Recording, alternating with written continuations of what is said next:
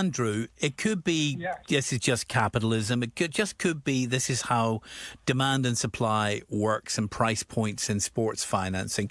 But can we all agree it's not great for the fans, is it?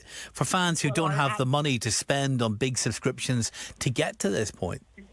Well, a couple of things on that, and I always love joining your programme because you always have such a balanced debate, and that's what I try to do. As you know, I spent a lot of my career negotiating these sponsorship contracts and also the broadcasting rights as an intellectual property lawyer. But let's be clear from the outset, TNT Sport is operating the hard-edged world of commercial rights. It's not a public service broadcaster, and the Champions League is not one of the UK's protected crown jewels. You might talk about the crown jewels, which unite the nation. This is what they're talking about, the Olympic Games, the FIFA World Cup finals, the European Cup finals, the FA Cup final, Wimbledon final, obviously the Grand National and the Derby. But what this is, those are sort of singular, if you like, irreplaceable national moments. What the Champions League does, magnificent as it is, it's the showpiece of a private commercial competition run by UEFA. And the government has repeatedly rejected adding it to the list precisely because doing so would damage the revenue that flows back to the clubs. So you need to look at the commercial realities. And TNT have paid premium sums to UEFA for the privilege. That money, it funds the player wages, academy development, grassroots,